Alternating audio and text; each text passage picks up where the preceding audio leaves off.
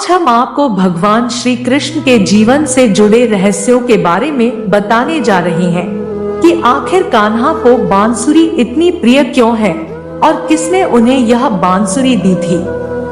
साथ ही जानिए कि आखिर भगवान श्री कृष्ण ने अपनी बांसुरी क्यों तोड़ दी थी। कहा जाता है कि श्री कृष्ण को केवल दो ही चीजें यानी बांसुरी और राधा ही सबसे ज्यादा प्रिय थी। ये दोनों चीजें भी आपस में एक दूसरे से गहराई से जुड़ी हुई थी। जब भी प्रेम की मिसाल दी जाती है तो राधा कृष्ण के प्रेम की मिसाल सबसे पहले आती है। राधा श्री कृष्ण के प्रेम को जीवात्मा और परमात्मा का मिलन कहा जाता है। श्री कृष्ण के जितने भी चित्र मिलते हैं उनमें बांसुरी जरूर रहती है। बांसुरी श्री कृष्ण के राधा के प्रति प्रेम का प्रतीक है।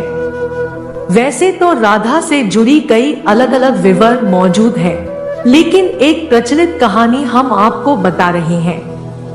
भगवान श्री कृष्ण से राधा पहली बार तब अलग हुई जब मामा कंस ने बलराम और कृष्ण को आमंत्रित किया। वृंदावन के लोग यह खबर सुनकर दुखी हो गए। मथुरा जाने से पहले श्री कृष्ण राधा से मिले थे। राधा कृष्ण के मन में चल रही हर गतिविधि को जानती थी। राधा को अलविदा कह कृष्ण उनसे दूर चले गए। कृष्ण राधा से ये वादा करके गए थे कि वो वापस आएंगे, लेकिन कृष्ण राधा के पास वापस नहीं आए। उनकी शादी भी रुक्मिणी से हुई। रुक्मिणी ने भी श्री कृष्ण को पाने के लिए बहुत जतन किए थे। कृष्ण के वृंदावन छोड़ने के बाद से ही राधा का वर्णन बहुत कम हो गया।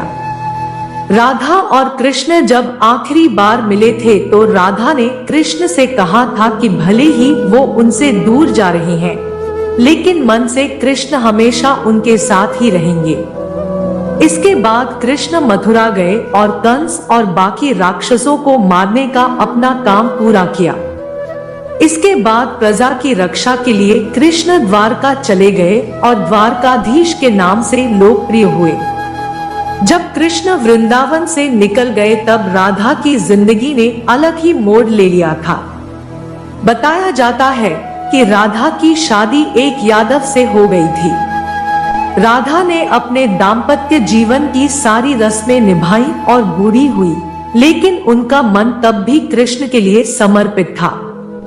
राधा ने पत्नी के तौर पर अपने सारे कर्तव्य पूरे किए। दूसरी तरफ श्री कृष्ण ने अपने दैवीय कर्तव्य निभाए। सारे कर्तव्यों से मुक्त होने के बाद राधा आखिरी बार अपने प्रियतम कृष्ण से मिलने गई। जब वह द्वारका पहुंची तो उन्होंने कृष्ण की रुक्मिणी और सत्यभामा से विवाह के बारे में सुना, लेकिन वह दुखी नहीं हुई। जब कृष्ण ने राधा को देखा तो बहुत प्रसन्न हुए।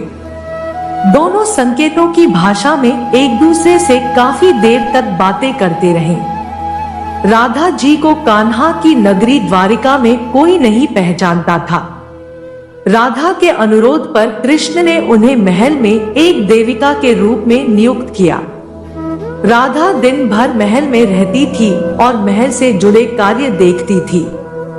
मौका मिलते ही वह कृष्ण के दर्शन कर लेती थी, लेकिन महल में राधा ने श्री कृष्ण के साथ पहले की तरह का आध्यात्मिक जुड़ाव महसूस नहीं कर पा रही थी, इसलिए राधा ने महल से दूर जाना तय किया। उन्होंने सोचा कि वह दूर जाकर दोबारा श्री कृष्ण के साथ गहरा आत्मीय संबंध स्थापित कर पाएंगी। उन्हें नहीं पता था कि वह कहाँ जा रही है, लेकिन भगवान श्री कृष्ण जानते थे। धीरे धीरे समय बीता और राधा बिल्कुल अकेली और कमजोर हो गई। उस वक्त उन्हें भगवान श्री कृष्ण की आवश्यकता पड़ी। आखिरी समय में भगवान श्री कृष्ण उनके सामने आ गए। कृष्ण ने राधा से कहा कि वह उनसे कुछ मांगे, लेकिन राधा ने मना कर दिया। कृष्ण के दोबारा अनुरोध करने पर राधा ने कहा कि वह आखिरी बार उन्हें बांसुरी बजाते देखना चाहती है। श्री कृष्ण ने बांसुरी ली और बेहद सुरीली धुन बजाने लगे। श्री कृष्ण ने दिन रात बांसुरी बजाई जब तक राधा आध्यात्मिक रूप से कृष्ण में विलीन नहीं हो गई। बांसुरी की धुन सुनते सुनते राधा ने अपने शरीर का त्याग कर दिया। हालांकि भगवान कृष्ण जानते थे कि उनका प्रेम अमर है, इसके बावजूद वे राधा की मृत्यु को बर्दाश्त नहीं कर सके। कृष्ण ने प्रेम के प्रतीकात्मक अंत के रूप में बांसुरी तोड़कर झाड़ी में फेंक दी। उसके बाद से श्री कृष्ण ने जीवन भर बांसुरी या कोई अन्य वादक यंत्र नहीं बजाया।